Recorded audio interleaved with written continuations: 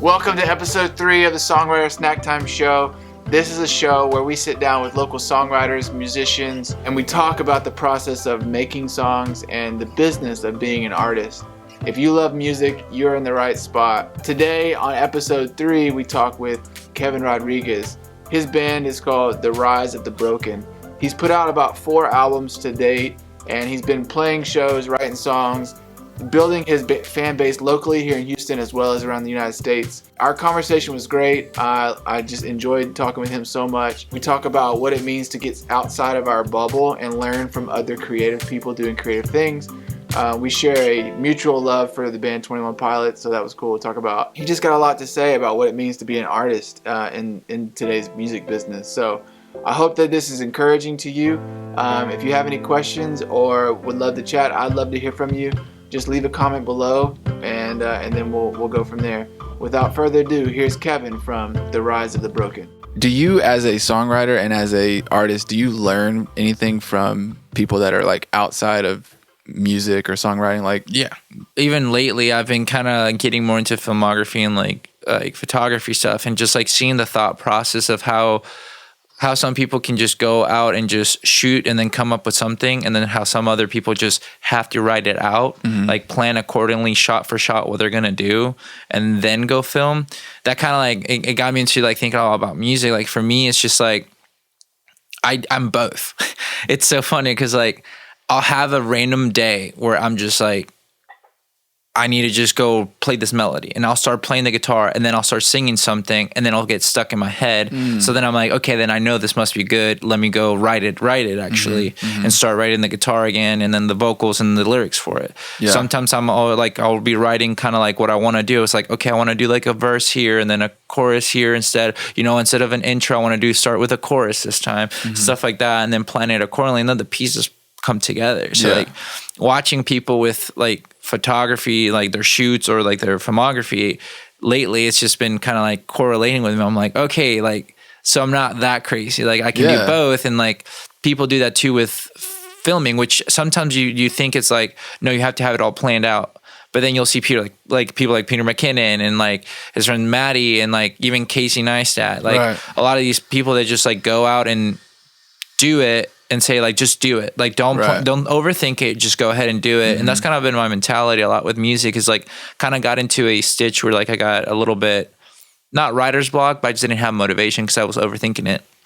So then I started like writing. This recently? Yeah. So I finally like got like 5 songs that I'm like pretty happy with, that I actually kind of started working with a friend of mine from Ohio, but we're just doing it online because he lives there. So then we finally kind of like started working, and I started bouncing off ideas on him. He's like, oh, this would be cool. Like, let's try this out. And I was like, all right, like, let's try it out. Cause I had never co-written anything ever before until this new, I guess, EP that I'm trying to do. Yeah. So just to give people like an update on like your, portfolio, essentially, like I actually picked up and bought the Frequencies album this morning. Thank you. Yeah, man, I thought it was really cool. And so like you have from 2013, 14, 15, you have 4 total records out currly. Yes, 3 or 4, something like that. 3 or 4. So I actually I think technically the first one more professionally we'll go with was I think 2011 maybe. Oh, wow. Like nickel and dime. But I think the label that I was with, I read that on your website, but then I couldn't find it online. It wasn't like a label deal. It was more like they were the ones who like were publishing it for me, because I didn't really know much about the business side of music. Yeah. And I haven't looked them up in a while, but I'm assuming they took it down. Like they're like the whole company's not a company anymore. Yeah. I searched for it. I couldn't find it. Yeah, I remember they were tweeting to me, and they're like, "Hey, like, why can't I find this song?" And I'm like, "From that record." And I was like, "I don't know. Good question. Let me check." And I was like, "Oh, I'm assuming the publishing company label decided to like they just took down a lot of stuff. Like I don't even see anything from other stuff. So I'm assuming they just stopped." Which, not that I didn't like the record, but I mean, it's your first record. Yeah, it's like it was my first actual studio record, because the one before I had tried to do it myself, and it was like horribly done, because I was like, I don't know what I'm doing, but I just wanted to put music out, and that comes back to the same thing. Sometimes it's just good to put things out even if it's not like the best quality, but you're putting things out, people are just starting to like see your potential maybe, or they might enjoy what you put out and you think it's crap, but they think it's awesome. Right. Like I used to do when MySpace was big. Oh yeah. Like I used to put like home recordings and like people used to love them. I remember like almost getting to like 1 million total plays, like with all my songs in the amount of time I was in there. That's awesome. So it was crazy to me to like think people would, like now that I think back on it, I was like, wow, if I would have had the material that I have now, right, back then. But what's true about that is if you didn't have the material that you started with, you would never be the artist that you are now. You know what I mean? Like if you ever listen to like, I assume that you're a 21 Pilots fan. Yes. So like we went to their show and we have started listening to their older stuff. Mm-hmm. It's really cool. Like I love it. But then the very first album, I don't love so much. I'm just but I can see how it has evolved into their new sound. You know what I mean? There's traces of it. And so I oftentimes think like as an artist or a producer, it's like, you know, how do you get to this point, which is like super successful and like all your stuff sounds amazing, but you don't realize that like it took you 5-10 years to get to that point. Yeah, you know? True. You know what I mean? Yeah, I mean that to me kind of it does play into part because like actually one of my best friends, like he was kind of there from the start. So I still best friends with him. I'm actually going to be the best man on his wedding next year. And he went to one of my recent shows that I played at the Secret Group. Yeah, I saw that online. And it was kind of funny because like he always yells like play this whatever old song, you know, and he knows I'm like no, I haven't played them live in years. But he's like always like that's still going to be my favorite song. Like Into the Sky is my favorite song, and I'm like. But why? And he has like the demo version still in his phone. Yeah. And like the other day he came over. That's cool though that he has you have a fan like that. A friend, it's so funny. Cause like he like came over the other day and like he's like now a chef basically. So he like came and prepared this food. It was like super great. And then like he's just leaving. He's like, I got a song for you. Like you have to check it out. I'm like, oh, it's going to be a cool band, you know? Mm-hmm. Starts playing the song, the demo version. I'm like, God, come on, dude. He's like, dude, it's still my favorite song. You have to sing it for me one day. And I was like, all right, maybe I will. That's funny. That's funny. Yeah, I mean, it's kind of cool to see like the progression, like even vocally, like for me, like I knew not that I couldn't hold a tune correctly. I just didn't understand it. To circle back, like being a musician is one thing, but being a songwriter is like another thing. Correct. Did you always want to write songs or did you start as a musician and then? I actually started kind of late. I mean, the first time I remember when I was 10 years old, I got like 2 guitar lessons and then my teacher like moved. And then my dad was like, all right, well, we're just going to keep you with tennis. And then once I got to about 15, almost 16, my friends like in high school were like all musicians. So I was like, oh, that's cool. You know, like I'll go to your shows. And I was like, wow, this is cool. Like I like that. And then once I moved to Germany when I was 16 to play tennis actually. And then I went to school. I didn't really have to. They let me show up to the school to like practice my German basically and make friends. And so I had a music class I chose to take, and then I made a really good friend of mine. It's still one of my best friends. His name's Philip. Sat next to me, the only kid to sit next to me because I sat by myself. And then he's the only one who sat next to me and started talking to me. And it's just like, oh, hey, what's up? And I'm like, oh, wow, you're actually like really chill, like talking to me. You know, like not a lot of other people have, like they'll just be like, oh, the exchange student kind of idea. Like that's what they thought of me. And I'm like, I'm not really an exchange student, but thank you so much.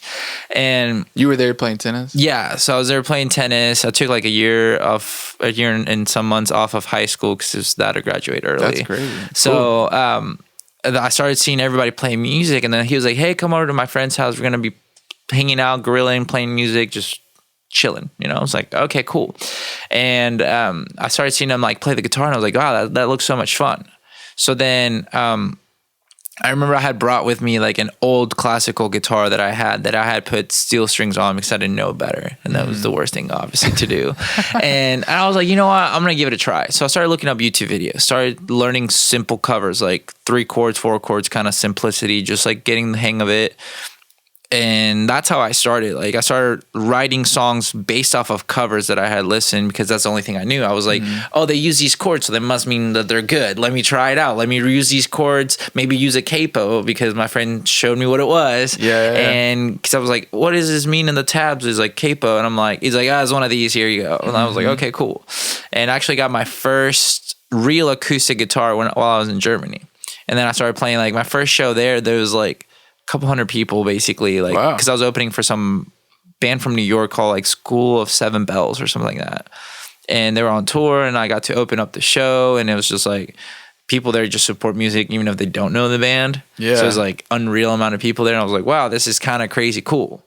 And then I was like, I want to do this. So then that's how I started. Like I would write almost every other, if I would go to school, I guess, to the classes, I'd be writing real lyrics. I'd be like, I want to write something. Does it start from a musical idea, or sometimes are you just writing thoughts? Then it would start more like lyric wise, and then I would kind of make it fit. Now it just, honestly, I kind of like improvise most of my lyrics. So like I'll start like a melody on a guitar, and I'm like, okay, it's cool. So then I'll start singing something, and whatever pops to mind, I'll kind of get the idea of it, and then I'll start writing down the stuff from it. So most of the time, like I'll take it a little bit by little in a sense, and just go like I'll start just singing whatever comes to mind, and like my subconscious kind of just writes it for me in a sense. That's cool. Just because sometimes I know I have to get something out, and sometimes I just don't. Yeah. So I'm just like, I'm just gonna go with it and kind of wing it in a sense, and it writes what I've been feeling in a sense that I kind of knew in a sense, but I just didn't know how to put it in words. But then like just singing out loud and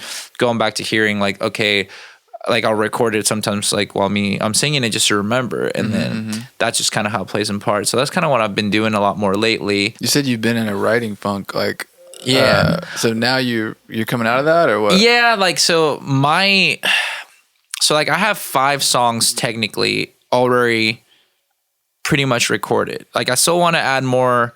Well, I still have to add the vocals, like record the vocals. So I've been putting that off. Yeah. Because I need to like really get into the zone for it. I've been finishing 2 of them like lyric wise. 3 of them I have them pretty much 90% done lyric wise and everything like that. But I want to add like more like the synth and all that stuff that I want to do. So I haven't gotten an idea exactly yet. But at least I got like guitars, drums, bass, and all that stuff done. Man.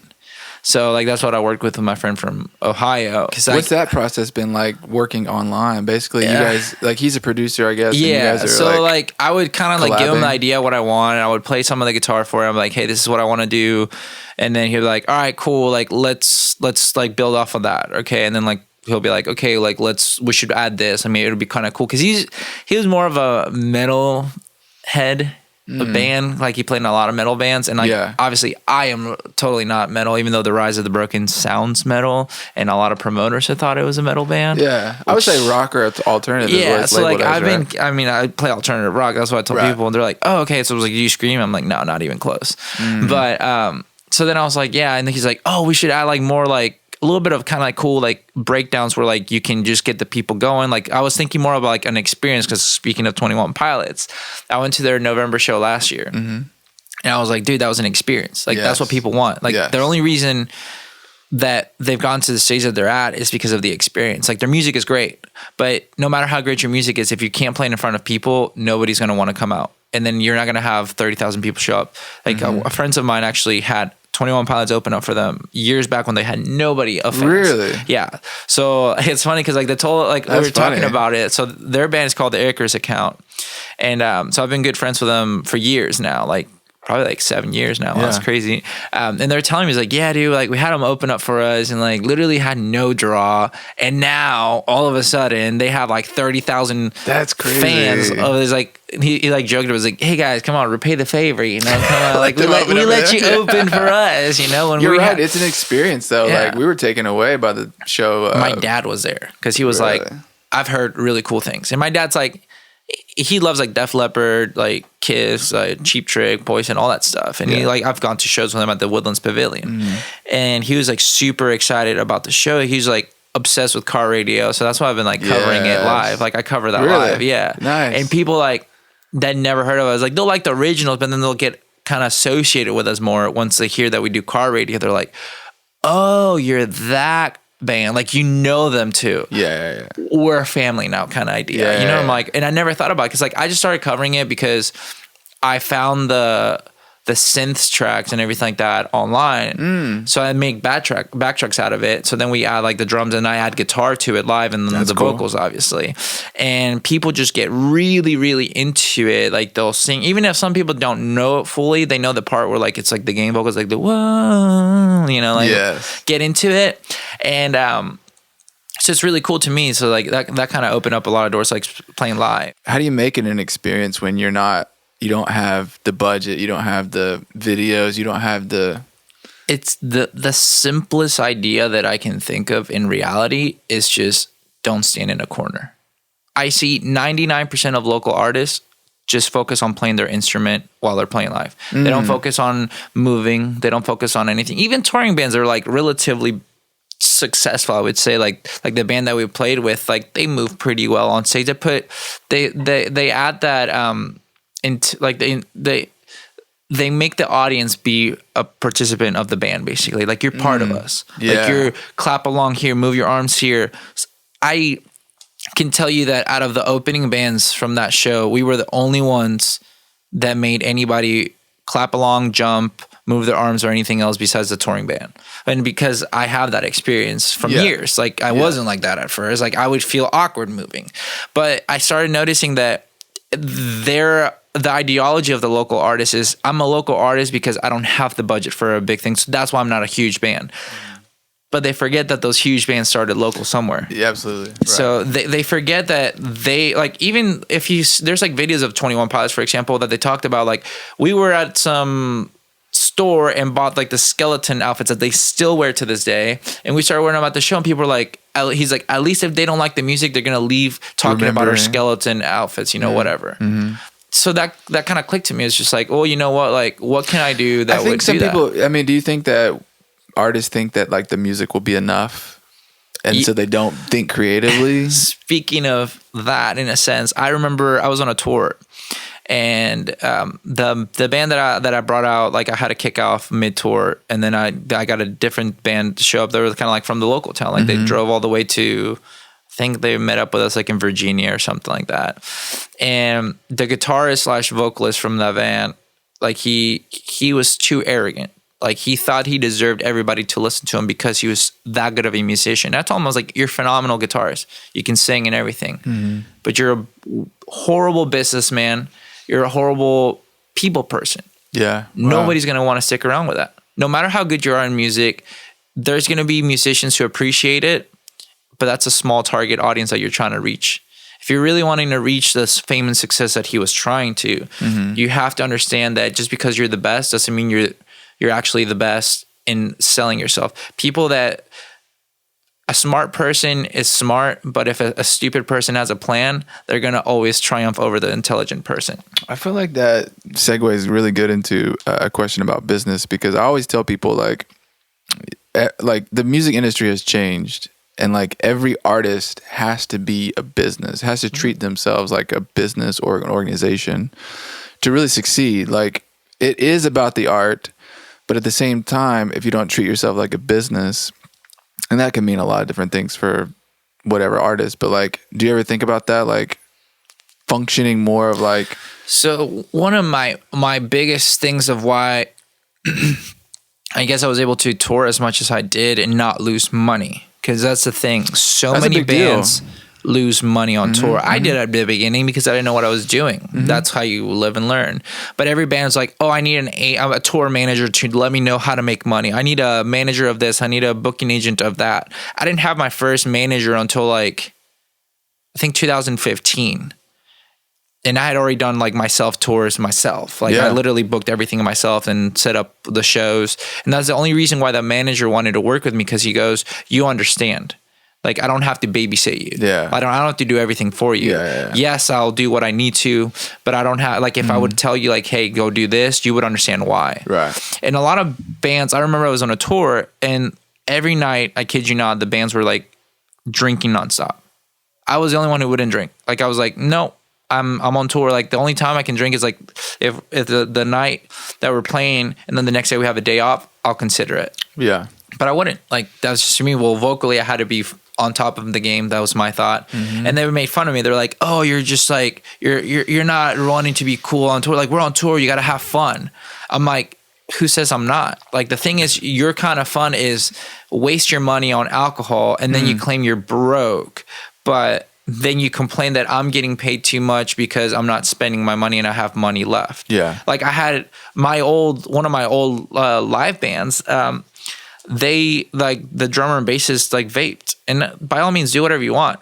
But if you spend $300 on the whole tour on vaping, whatever accessories, and then come home and go like, well, I don't have money Right. forever. And then you're complaining to me that I don't, in a sense, like, give you enough. I'm like, well, that's on you. Like, I'm not your babysitter to let you know, like, oh, don't spend money on this. So a lot of bands tend to not realize that if you don't take yourself serious, nobody else will. So true, man. So that's why I see like a lot of local bands.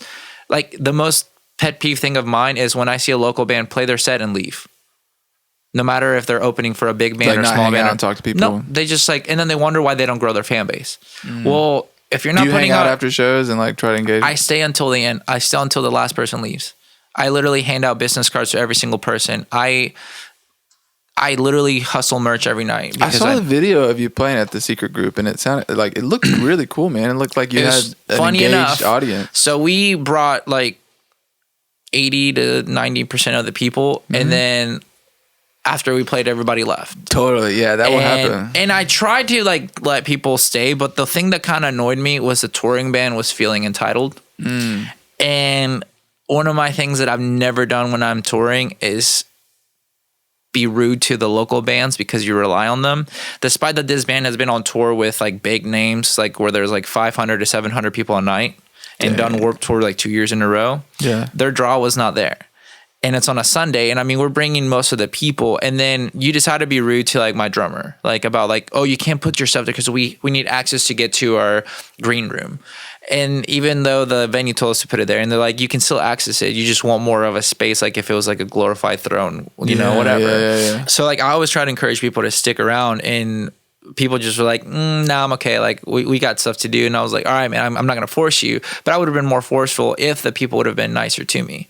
So like, people forget that being nice to somebody goes a long way. Yeah. And that's what like a lot of bands don't even realize. Like they'll be at the show, they don't talk to anybody. They play their set, they put their stuff up, and then they'll stick around for like 5 minutes and then bounce. Yeah. And then they go home and then wonder, oh, why didn't I gain any new fans? I'm checking my social media. Why is nobody tagging me in a photo? Why is nobody this and that? I made sure to talk to everybody. I was taking photos with people like after our set. Yeah. And then once the band started, I was like respectful. I was like, we'll take it after, because I want you to enjoy the show, you know? Yeah. But so many bands like ignore that fact that you're supposed to basically like not just leave. Like you're supposed to interact. The whole thing is an experience. That's what I say. Yeah. I talk to everybody about anything and everything. As you know, I mean, right now you can tell that I can talk, you know, like there's no problem with that. But it's just a lot of people don't. Yeah. That's their downfall. What can we do to like help us on the marketing side of things? Because I mean, it's all about attention, right? You gotta have attention. So one of the things that I do for myself, and I do for, I mean, with clients or anything like that, if you will, it's just, what are you trying to convey? Like what's the message you're trying to put out? And stick with it. Don't derive from it. Like for me, if you go to my Instagram account, I have a certain theme. Like I choose to post 3 kinds of photos. Photos that I know people really enjoy, photos that I'll like, and one that it's music related. Doesn't matter if it's like not music related, the one I really like, I'll still post it. I mean, I like to post just photos of like me because I just enjoy it. I mean, I go out with my wife, would take photos and that's it. Travels and stuff like that, boom, photos, you know. But it's keeping, at this day and age, if you're not learning how to edit any of your photos and videos, you're failing. Because the person next to you is going to. Yeah, definitely. And yes, it's Instagram, but I'll still see people post the photo they just took with their phone and don't edit it at all. It's just straight out of camera off their phone, which your phone can be great. Like, I'm not saying go out and buy a $2,000 camera. It's basically go out and still do what you're doing with your phone, but then learn how to use Lightroom, which is free on your phone. Like you're not having to pay for it online. Like if you're doing the desktop version, Right. Just use your phone, edit it, and then post it. Do something with it. Learn, buy presets if you don't know how to edit. Learn a little bit on YouTube is wonderful. Yeah. And that will show quality.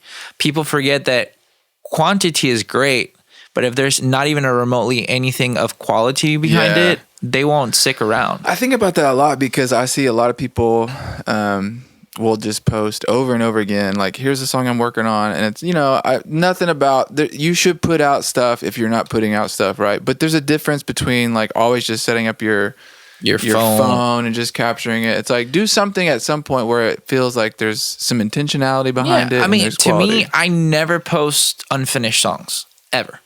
I never do. Not I like never, ideas or anything like that. I never just go like, oh, look at a song that I'm working on.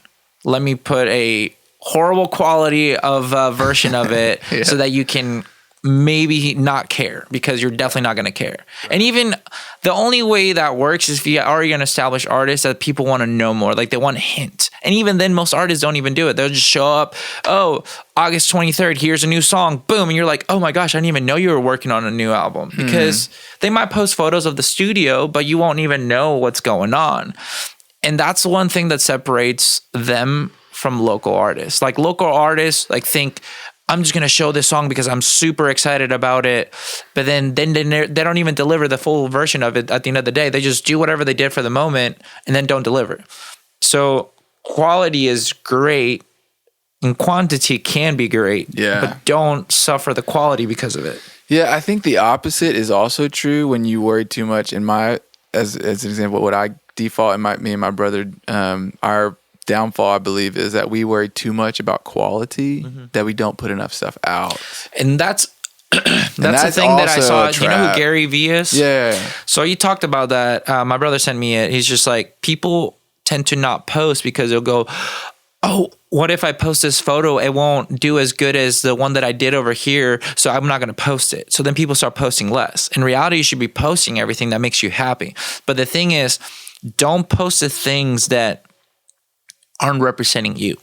So if you want to be represented as a professional, post the professional. It doesn't have to be 110% professional sounding and look, but still post something that's like above the minimum that you would want to do, but it's good enough. Like there's photos that I kind of like, I'm iffy about them, but I know that I need to post. Like I try to post ever so often.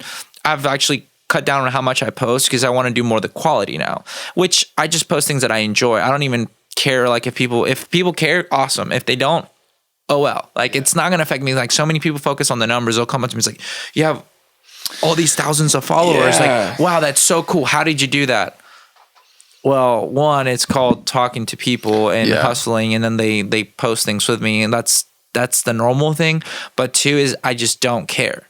Like if I cared so much about having all these followers and that meant success, I would be a failure in reality, because there's an influencer, if you will, who had like 1 million and some followers, couldn't even sell 30 shirts. But then I could outsell her with like a fraction of her following. Like, so followers is not everything. It's just how loyal are your followers. It's better to have 1,000 dedicated fans than or 100 people that'll buy a ticket to your show. Yeah, because like if you can sell your hometown show every time 100 tickets, you're going to get the bigger shows, because the touring bands are going to know that you're the good local to have. They're going to want you to go, hey, you know what, we're bringing 200 people, but if you bring your 100 people, we're going to sell out the 300 cap venue. It looks good on our tour because we sold out a 300 cap, but then you're playing to 200 people. People forget it's a community. They think it's a race. They're like, well, I have to have more fans than you. Not really. Like the reason why bands tour together is because they're feeding off of each other's community. Local bands don't recognize that. Like that's what I noticed the most. It's like they think that, oh, I sold 25 tickets, I just want my 25 people to see me, but then they can leave and then I gained your fans, but you're not gaining mine. I'm like, well, then nobody's going to want to play with you. That's the thing. You have to build each other up. It's like, I know you have your goals that you want to become the best rock band or best pop, whatever, but you can't do it alone. No matter how much you believe. You talked about what success, like not worrying about the numbers and stuff, but like for you, And especially now, you mentioned that you just got married. Congratulations Thank on you. that. And you're not touring as much, or things have transitioned. Like, what does success, like, what does it mean? Like, what would be success for you and what you're trying to do right now? Just not feeling stressed out when playing shows. What do you get stressed out about? Like, oh, like I have to sell tickets, so I have to like make sure I sell enough. Oh, I wanna make sure that the touring band has the like, if I'm opening, like make sure I bring all these people so that they want to play with us again, in a sense like that. Like I would put unnecessary pressure, and now like I just don't. Like, yes, I want to sell tickets. I'll hustle it out all day, but like I don't put that pressure on myself that I'm like, oh, you know what, like I'm not getting these amount of like interaction anymore as I used to. Like Facebook, for example. I mean, it's a dying thing anyway, but like I've accrued like 27,000 followers or something like that. And I used to get unreal engagement. They're like 300 likes per post, like minimum. Like, and then it was like, then it started going to like 200. And then there's like a guy who was talking, like, oh, it's about quality. And if you're not putting quality content, nobody wants to engage with it. I'm like, not really. I can tell you that's not 110% true, because I used to just post a lot of like phone selfies with my equipment or what we're doing on the tour or whatever, and 300 likes would come. Like it was, and I would just ask engaging questions oh, like, hey, what do you guys think we're doing? And then people would comment at and that it starts getting the algorithm going, you know? So for me, it's just like, I started overthinking it. I was like, oh man, like nobody cares. Oh my gosh, like why am I doing this? Like, should I stop? Like, should I just not? And then I feel like that's one of the correlations with like, with the writer's block that I had. So I just got to the point where I was just like, you know what?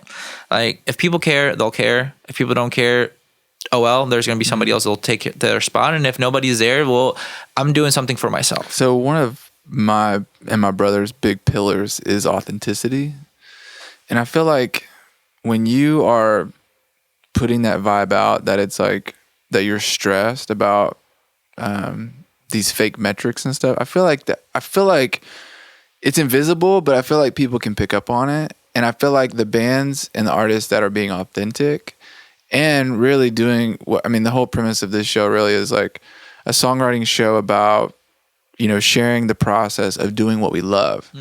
Because at the end of the day, like the reason we write songs and make songs hopefully is because we love it. Because we think that we just can't not do it. You know? And so I feel like if that's coming through, that's going to really resonate with people. Even if the quality of like, I really believe that the song, if coming from an authentic place, doesn't have to be perfect. It doesn't have to be polished.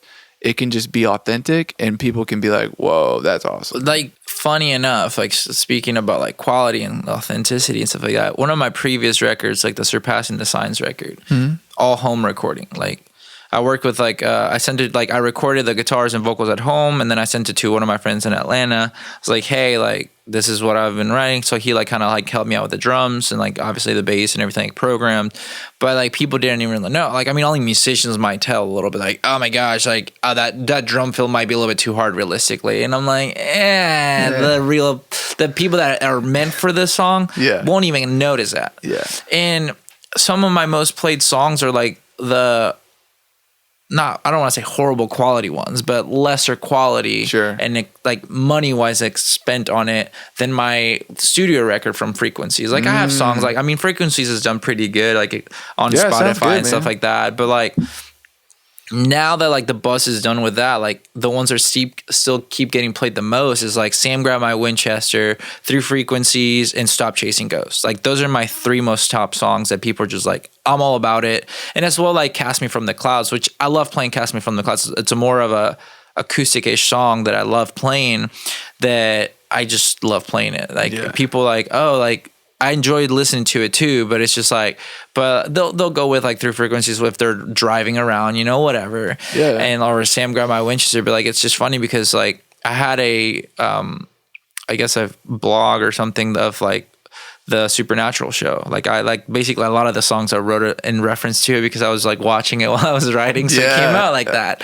And I feel like all the production stuff I'm writing now is like very Stranger Things because I've been like watching. It's been, dude, they have great music in that show, honestly. But so it's just like, you know what, like people just started kind of like enjoying the if you will, lesser quality music just because they liked the melody of it. It wasn't anything crazy. It was just like raw feeling kind of stuff. So they enjoyed that. And that's what a lot of fans enjoy. They don't like the smoke and mirrors kind of thing, because that's what they see now in pop music on the radio. It's just, yeah, you'll have, obviously a lot of the stuff on the radio will have their fan base, but the really loyal fan base, like 21 Pilots kind of stuff fan base, is like, that's built on that trust kind of that they built on with them, saying like, you're hearing our most vulnerable songs in a sense, but we're not focusing on just like having crazy, all this like super amazing quality thing. Like Tyler with their new record, he built a studio and then decided to do it himself. He could have gone to any big studio. Oh yeah. He could have, like, the label would have been like, yeah, it's paid for, go for it. Like, have fun. Right. You know? But he's like, no, like I wanted to be like raw kind of feeling of like ideas that we built on, and then bam, to the people, because they want to see that. They want to see like your vulnerable side. Of things, so that you can just kind of go like, oh, you know what? They're people. They're like you and I. Right. Yeah, like I'm fans for sure, but they're just people, like struggling like I struggle. Right. And they love that. Right. So that's awesome, dude. Well, maybe one day this will be sponsored by that'd be Sour Patch. Yeah. Give me some watermelon, please. Yeah. The first thing when I asked you what your favorite snack was, and you said watermelon and Sour Patch, I said that to my wife. She goes, oh, man. I think because she's a purist, like she really likes the regular Sour Patch. Yeah. She was like, watermelon, that's so interesting and different. I do like them, though. Yeah. They're kind of different. To me, so I like the original ones. They're fine. I mean, but I forget where, like I was on a tour and somebody gave me a big, like, pound whatever big one of it, and they gave us one of this normal Sour Patch. I felt like I just got burned out from the normal one, so then I started transferring into like the watermelon, and I was just like, you know what, I'll dig this more. And I love watermelon, so I was like, okay, I can deal with this, because like watermelon, like even to this day I was like snacking on it at home because we got like a really big one, and I was like, you know, I can eat this, like I can eat it all day. And it's dangerous because it's like so good. I'm like, at the end of the day, you can literally take this watermelon home. I got this morning for you. There we go. Thank you again for coming by today. Thank you for having me. I want to transition now to the song that you're going to play for us. What song are you going to play? Is it a newer song, older song? Like, it's a newer one. It's a Cast Me From the Clouds, because like I've never done it just acoustic, and I kind of felt like I was like asking a couple friends of mine, because like how they became friends, or like really fans. Like they would come to my shows. Like one of them is about to be barely 21. She's been to my shows since she was like 14, 15. And she still goes to all my shows. She's at University of Texas right now. So like she's driven from Austin to come to my Houston shows a lot, or goes to San Antonio or Austin, wherever I'm playing. Like she'll try to go to them.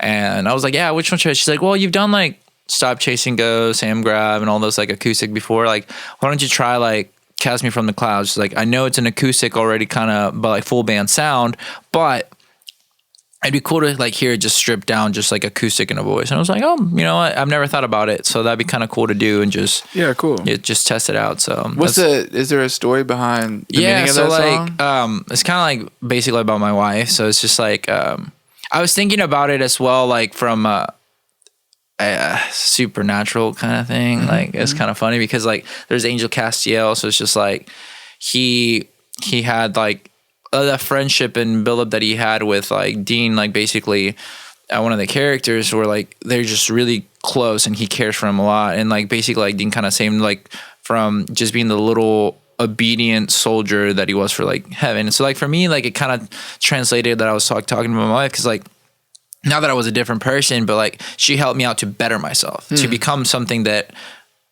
I mean, not that I didn't think I could be, but I knew that I could become. But like she helped me like always like support me in things that I didn't think I was going to be good at. Like with music, she was always there to push me. So it was kind of just like talking about my appreciation for, like, in a sense, her. And like even though I was in the best mental spot sometimes, like she was still there for me. It's awesome. And like just helped me out with it. So it's just been one of my favorite songs, that like just like chill songs to play. So sweet, man. Well, I can't wait to hear it. And thanks again. Yeah, thank you for having me. Excited to play. Awesome.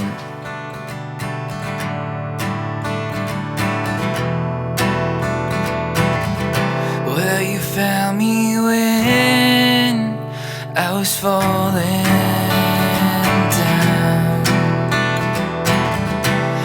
got me so high, though I was so low. You got me on my feet, though I didn't know how to stand. Give me every purpose to give myself a second chance. And I've been trying hard to see that you are my light. You casted me from the clouds and saved my life. You kept me strong all this time. You let me in. Now is my turn to show you that I can do the same. Got myself on track, so things were never given in. My whole life I've lived without knowing what's been. Save me from myself, save me and take me far away. You have everything I need to live and be good again. And I've been trying hard to see that you are my light. You casted me from the clouds and saved my life. You kept me strong all this time. You let me in. Now is my turn to show you that I can do the same.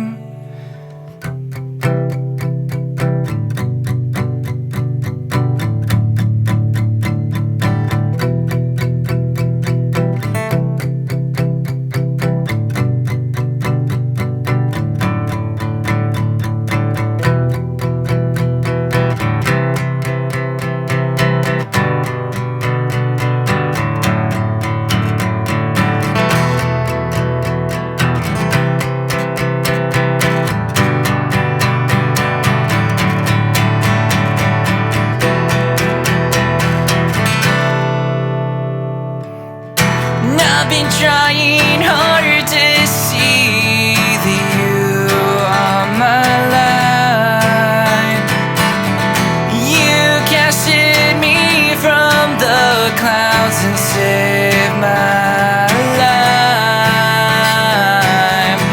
You kept me strong all this time. You let me in. Now is my turn to show you that I can do the same.